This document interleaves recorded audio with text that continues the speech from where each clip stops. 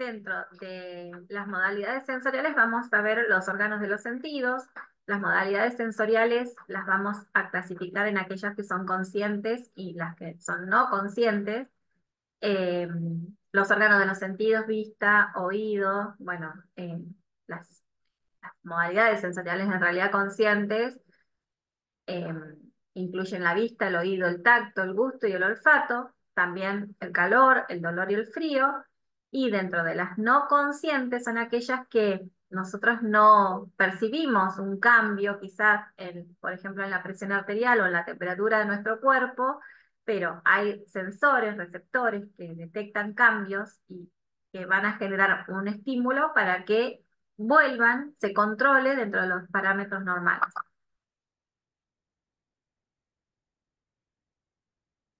¿Cómo se producen las sensaciones? Bueno, básicamente es similar a cualquier otro estímulo-respuesta, donde va a haber un estímulo que es detectado por un receptor sensorial. Ese estímulo va a ser traducido a través de la transducción por ese receptor que lo convierte en un estímulo, en una energía, por ejemplo, en un estímulo nervioso. Ese estímulo se conduce hasta el sistema nervioso central eh, y se genera una traducción de señales. Esa traducción es realizada por el sistema nervioso central que lo convierte en una sensación.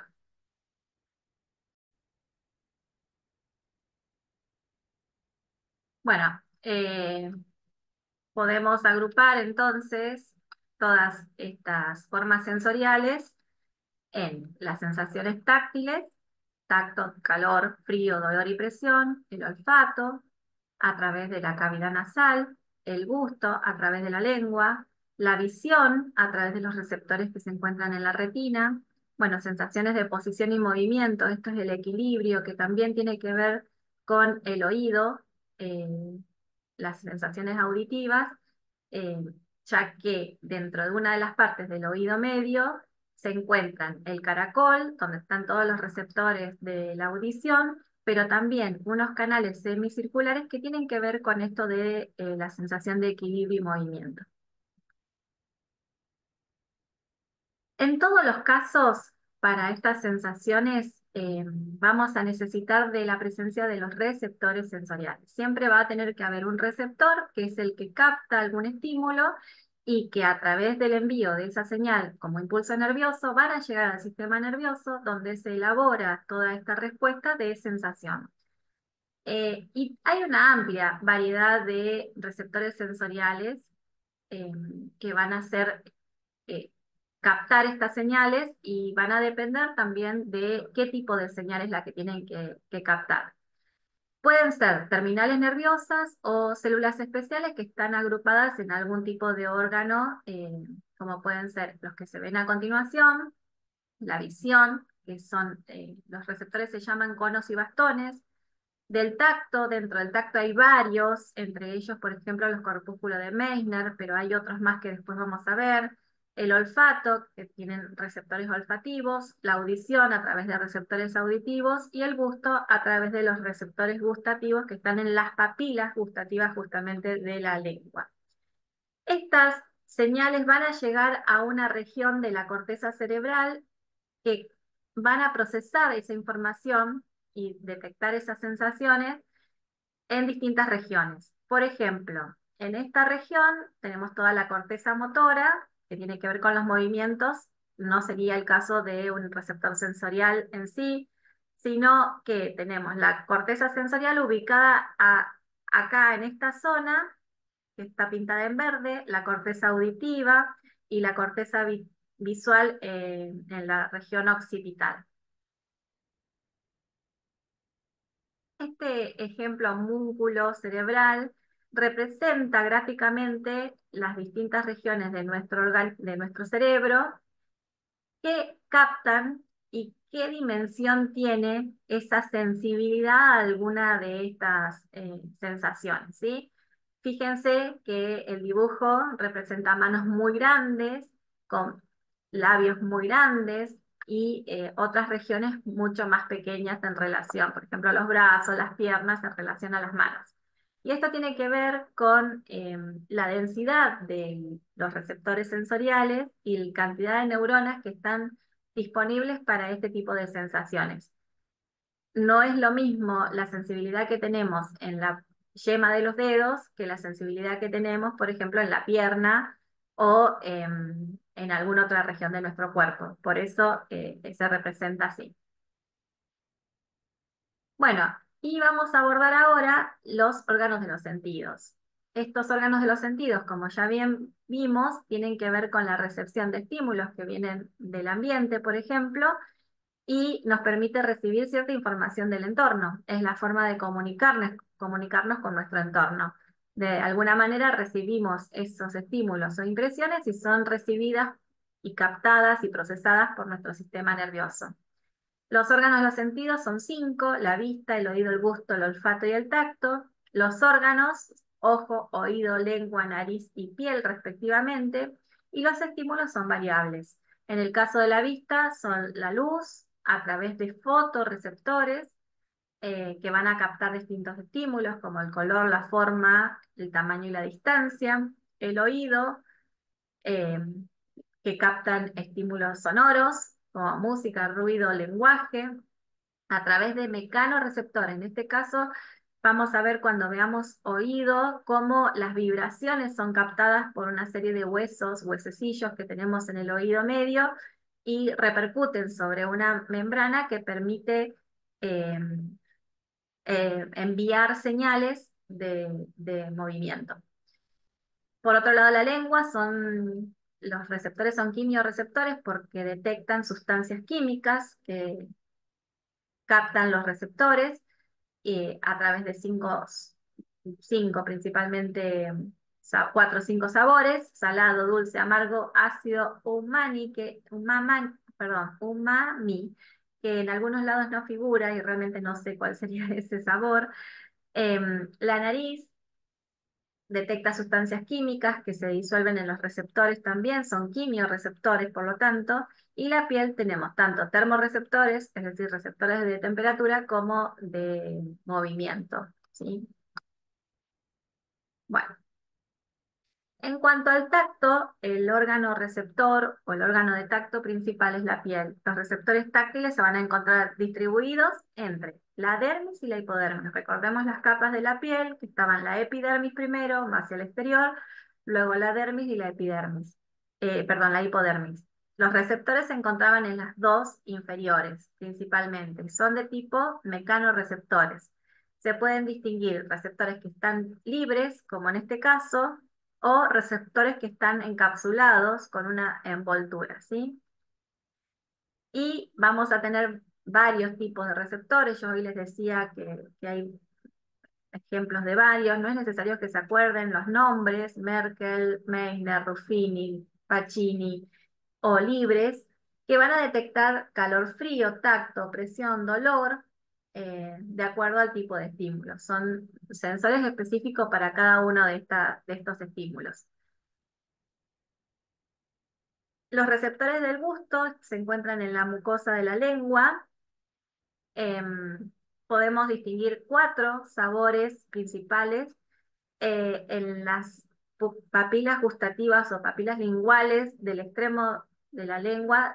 Se detecta el sabor dulce, hacia atrás el salado, más atrás el ácido y al final se encuentra el sabor amargo. En realidad, nosotros cuando ingerimos o colocamos una sustancia en nuestra lengua, en general las sustancias tienen una mezcla de estos sabores y nuestro cerebro interpreta todo esto como una señal que identifica eso con un determinado sabor, que es una mezcla de todos ellos. El olfato, por otro lado, el órgano es las fosas nasales. En las fosas nasales encontramos distintas regiones. Principalmente está delimitado por el hueso que se llama hueso etmoides, que está como en la parte superior de la nariz, que a su vez tiene una región que se llama placa cribosa, porque tiene perforaciones a través de las cuales se atraviesan los axones de los receptores olfativos. Eh, acá tenemos estas terminales que funcionan como receptores, que a su vez van a transmitir el impulso hacia esta región por encima de la placa olfatoria, que recibe esa información y la va a enviar a través del bulbo olfatorio al sistema nervioso. Podemos distinguir dos regiones, una que es la pituitaria roja y otra la pituitaria amarilla, que en realidad es como una membrana que tapiza toda esa fosa nasal. La roja se llama así justamente por el color que tiene, porque está muy vascularizado y eso permite que el aire se caliente. Nosotros, el aire que vamos a aspirar tiene la temperatura ambiente, pero al atravesar esta región se va a calentar para pasar a través de toda la vía respiratoria con una temperatura mayor. Y además también permite limpiar de alguna manera del polvo ambiental el aire que se ingresa. Y después una pituitaria amarilla, que es realmente la zona donde se encuentran los receptores que permiten el olfato. Dentro de algunos trastornos que podemos describir para el sentido del olfato, encontramos los que son trastornos cualitativos. Esto tiene que ver de cantidad, es decir, si se percibe un aroma en forma normal, disminuido, o directamente no se recibe ninguna percepción de olor. Cuando no hay ninguna percepción de olor, se llama percepción nula y se llama anosmia el trastorno. Cuando está disminuido, se llama hiposmia. Pero también podemos tener trastornos cualitativos que tienen que ver con alteraciones de la percepción de un determinado olor. Por ejemplo, una persona que hay alguna fuente aromática, pero no la siente tal cual la mayoría de las personas lo pueden percibir, y eso se llama parosmia. Mientras que hay personas que sienten olores cuando no los hay, cuando la mayoría de las personas no lo detectan, y a eso se llama fantosmia. Otro de los sentidos es el equilibrio y el auditivo, que están localizados. El órgano del equilibrio y de la audición es el oído, que se encuentra ubicado dentro de unas estructuras que se encuentran en el hueso temporal, ¿sí? El oído se puede clasificar o dividir en tres partes: por un lado el oído externo, luego el oído medio y el oído interno. El oído externo está conformado por el pabellón auditivo y el canal auditivo, y termina en una membrana que es la membrana timpánica. El sonido ingresa captado por el oído, por todo el pabellón, se moviliza o se transmite a través de este canal auditivo y impacta sobre la membrana timpánica. Esa membrana timpánica genera una vibración que es detectada por tres huesecillos que se encuentran en el oído medio, que son el martillo, el yunque y el estribo, que a su vez van a impactar sobre unas membranas que se encuentran en esta división al oído interno, que transmiten esas vibraciones a la cóclea o caracol, donde se encuentran los receptores auditivos. Además, en el oído interno, como les comenté recién, hay unos canales semicirculares que están ubicados justamente en unos canales semicirculares del hueso también, donde están tapizados y están además eh, llenos o contienen en su interior también líquido, y que permite detectar el equilibrio. Estos tienen neuronas que van a trasladarse a través del nervio auditivo hacia el sistema nervioso para transformar eso en una sensación. Bueno, acá tienen una descripción bastante más detallada de lo que les mencioné recién. Los vamos a ir viendo. Me gustó esta figura porque tienen como toda la información necesaria escrita para que ustedes también lo puedan leer, estudiar y, y memorizar. Pero es un poco lo que les mostraba en la figura anterior. Fíjense, por un lado, las tres clasificaciones o las tres partes del oído: el oído externo, el oído medio y el oído interno, ¿sí? El externo termina acá con la membrana timpánica. Vamos a ir leyendo como para que focalicemos y vayamos identificando las distintas partes de esta figura. Entonces, en el oído externo encontramos lo que es el pabellón auricular o la oreja, a través del cual podemos visualizar un canal auditivo que va a introducirse a lo que es el hueso temporal.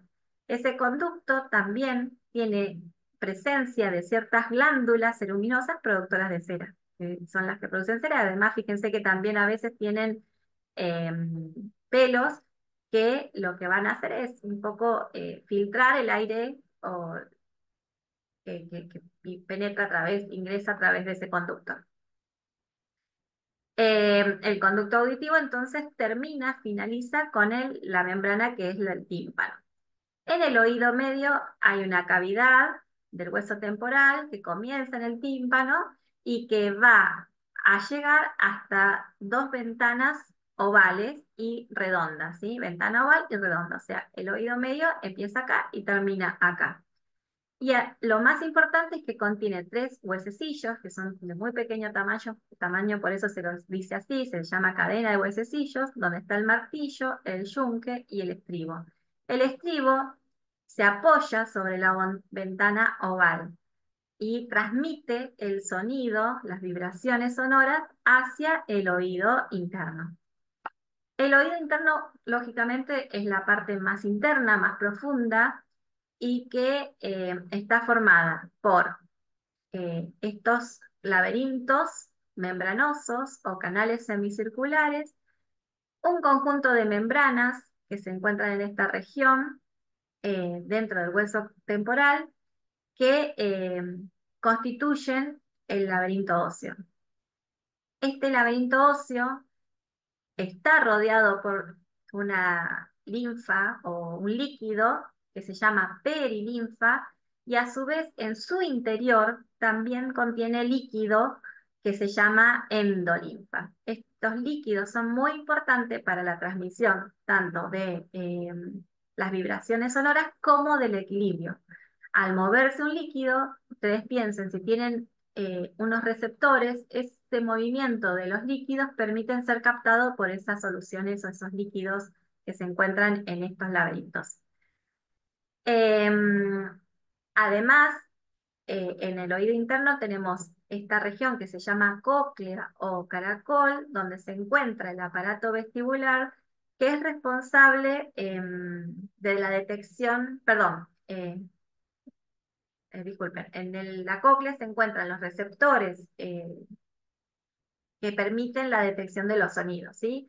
En una región del caracol. Y por otro lado, la región vestibular, que es esta región que contiene los canales semicirculares. Entonces, en resumen, oído externo, el pabellón auditivo, el canal auditivo o conducto auditivo que llega al tímpano, el oído medio, que contiene los tres huesecillos, martillo, yunque y estribo, que transmiten las ondas sonoras en forma de impulsos mecánicos. El estribo es el que transmite finalmente hacia una ventana oval que se encuentra en el comienzo del oído interno, que es la parte más profunda, y este oído interno lo podemos dividir como en dos grandes partes. Por un lado, la zona o aparato vestibular, donde se encuentran los canales semicirculares, y una región central que se llama sáculo, y la zona del caracol. La región vestibular o el aparato vestibular está relacionado con el equilibrio, mientras que el caracol o la cóclea es lo que está relacionado con la detección de los sonidos. Un poco vamos a ver que esto repite, pero no viene de más volver a insistir con cómo es el mecanismo de la audición.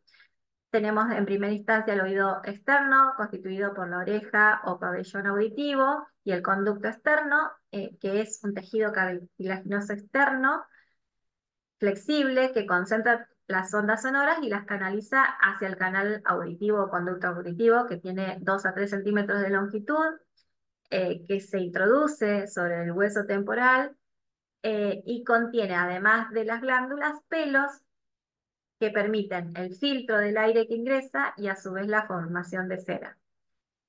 El fondo o el conducto auditivo externo llega hasta la membrana que es el tímpano, dentro del oído externo para eh, marcar el límite con el oído medio. Ese tímpano es una membrana elástica que está hecho como si fuera el parche de un tambor, que es lo que pueden ver acá, ¿sí? El oído medio, por otro lado, es lo que se llama la caja del tímpano, donde se encuentran los tres huesecillos, martillo, yunque y estribo, para transmitir esas ondas sonoras en forma de impulsos mecánicos. Y además, el oído medio, que acá se ve muy bien, no lo mencioné antes, pero se ve muy bien, tiene un conducto que se contacta con la faringe. Y esto es la conexión que tenemos con la vía digestiva o respiratoria con el oído, ¿sí? Es una comunicación del oído con la faringe. Esto que ven acá, la trompa de Eustaquio. Bueno, continuando con el oído, dijimos que el oído interno, eh, que es esto que ven acá, está constituido por dos grandes partes, que es el aparato vestibular, que es todo esto, y el caracol cócleo. El aparato vestibular está formado por tres conductos semicirculares que están ubicados como en los tres planos dimensionales. Y eso explica un poco la relación que tenemos con el equilibrio. O sea, el movimiento en cualquier dirección va a ser detectado por cualquiera de estos, o alguno al menos, de todos estos anillos. Eh, y finalmente la cóclea, que es donde se encuentran los receptores auditivos. Bueno, acá muestra un poco esto celeste, es la endolinfa, que a su vez también eh, hay líquido perilinfa alrededor de estos canales semicirculares.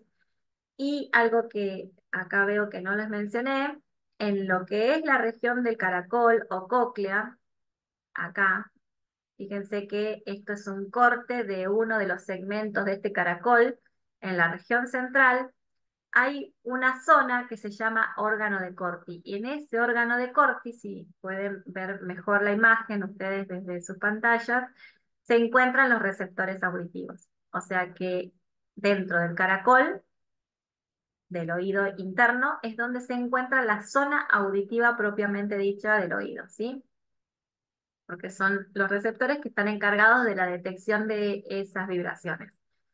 Mientras que en la zona vestibular, en los canales semicirculares, fíjense que esto que está en rosas es endolinfa, perdón,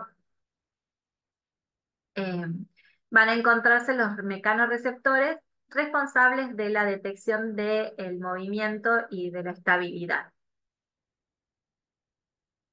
Bueno, otro de los órganos de los sentidos es la vista. Los receptores se llaman fotorreceptores. El aparato visual en sí es el ojo, que está ubicado en unos orificios dentro del cráneo que se llaman órbitas.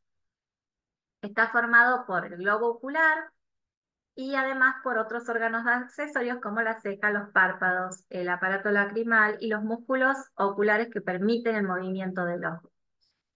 Podemos dividir al globo ocular en dos grandes partes. Por un lado, las membranas o las paredes que están constituidas por la retina, coroides y esclerótica, y además por el contenido de justamente el globo ocular, que podemos mencionar tanto el humor acuoso como el humor vítreo, que es el que está internamente en el globo ocular, pero además tenemos otras partes como el cristalino, eh, dentro de las distintas partes de nuestro ojo, ¿sí? Bien, ahora lo vamos a ver un poquito más en detalle. Del mismo modo que les mostraba recién con el oído, esta imagen contiene toda la información en forma ordenada de las partes del ojo y de sus funciones. Recordemos que el globo ocular entonces es una estructura esférica, hueca, que está alojada en la cavidad del cráneo que se llama órbita, ¿sí? Bueno, dijimos que podíamos dividir las partes en las paredes, que son las que les marqué acá en rojo, la retina, la coroides y la esclerótica, y por otro lado el contenido que los vamos a ir mencionando a continuación. Dentro de las paredes, fíjense que la más interna es la retina. La retina es la más importante, es la región donde se encuentran los fotorreceptores. Allí es donde están los receptores que se llaman conos y bastones, que son los que van a detectar las distintas intensidades de luz y de color para generar una imagen. Luego está la coroides, que es la segunda capa, la que está al medio, es de color negro, pero en la zona del iris, en esta región, vamos a seguir acá, en esta región, en la región del iris, toma una coloración diferente de acuerdo al tipo de color que tenga cada persona, que puede ser verde, marrón, azul, etc. En el centro del iris, en esta región, existe un orificio eh, que se llama la pupila o niña. Y ese diámetro es variable, puede modificarse, ¿sí? Por los diferentes músculos que contiene el ojo. Fíjense que acá no se marca bien y creo que tampoco está mencionado, pero esto que ven con líneas blancas son músculos que hacen que haya movimientos en el ojo y también de la esclerótica. La otra capa dijimos que es la esclerótica, capa más externa del globo ocular, es esta que vemos acá. ¿Mm? Es de color blanco y en la parte delantera, esto que vemos acá, ¿sí? Lo celeste, ¿sí?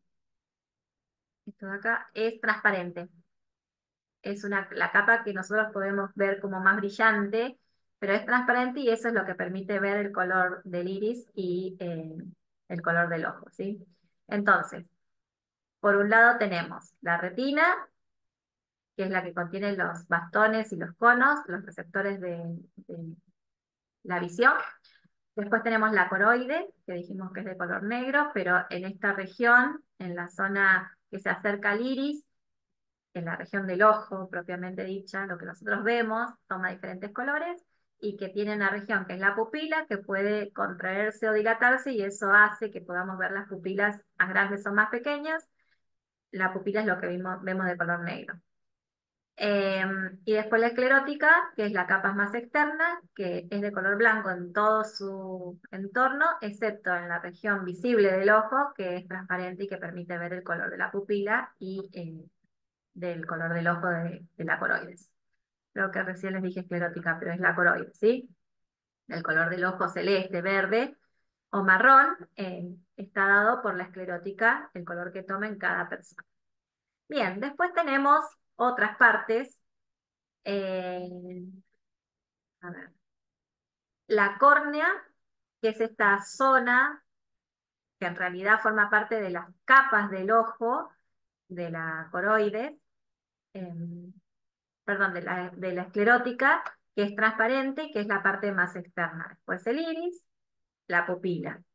Y detrás de esto tenemos el cristalino. El cristalino en sí es como si fuera la lente, la que permite captar la imagen y trasladar esa imagen a los receptores oculares. El cristalino en sí separa dos cámaras, una cámara anterior, que es donde se encuentra el líquido acuoso, y una zona posterior que está llena de otro líquido más, ¿cómo se diría?, más viscoso, que se llama humor vítreo, ¿sí? Entonces, dijimos, el cristalino separa, es la lente, y separa una cámara anterior con humor acuoso y otra posterior con humor vítreo. Después, los receptores que están en la retina, de todas esas neuronas que captan a las distintas imágenes, sus axones terminan en una región donde se forma el nervio óptico. Y además, en esa misma región es donde se encuentran los vasos que van a irrigar al ojo también. Esta zona donde se forma el nervio óptico, donde desemboca, digamos, el nervio óptico, es una zona que se llama punto ciego porque en esta región no hay receptores oculares. Hay una zona donde se dice fobia o mancha amarilla en el ojo, que es la zona donde hay mayor visibilidad y una gran abundancia de los receptores que se llaman conos. ¿Eh? Bueno, en sí, esto sería las distintas partes del ojo. Lo más importante es tener en cuenta que está formado por tres capas importantes, que la más interna es la que contiene los receptores visuales, y después las otras partes que están constituidas por el iris, por la pupila y por el cristalino. ¿M? Y que el cristalino separa dos regiones, dos zonas que están llenas de líquido, una es el humor acuoso y el otro el humor vítreo. Los receptores visuales, como les comenté recién, se llaman conos y bastones, un poco por la morfología que tienen. Esos conos y bastones dijimos que están ubicados en la retina, que hay una región donde hay una mayor concentración de estos, que se llama fóvea. Si nosotros ampliamos esa imagen, vemos la gran cantidad de receptores que a su vez van a transmitir esos impulsos a otras neuronas que finalmente forman lo que es el nervio óptico. Algunos órganos accesorios para tener en cuenta: las cejas, que lo que hacen es desviar el sudor de la frente para proteger el ojo. Los párpados, que son pliegues que protegen al globo ocular, también tienen mucho movimiento, tienen muchos músculos. Se hallan tapizados por una conjuntiva que cubre todo la, eh, toda la estructura del ojo. Las pestañas, que están en la parte superior de los párpados y que de alguna manera permiten tamizar la luz, pero también es una forma de proteger al ojo. Los músculos oculares, que son los que permiten el movimiento de un lado al otro del ojo y son independientes uno del otro. Y las glándulas lacrimales, tenemos acá dos orificios que constantemente lubrican al ojo y evitan la sequedad. De esa manera impiden que se alojen bacterias o microorganismos a través de una sustancia, de ese líquido es la lágrima. Contiene productos que son poco afines a las bacterias. Alguna bibliografía, de cualquier manera, tengan en cuenta que tienen un montón de bibliografía en las carpetas de cada uno de los grupos de clase, ¿sí? Así que pueden, material que queda bibliográfico para los grupos que van a exponer, sirven para todos para estudiar.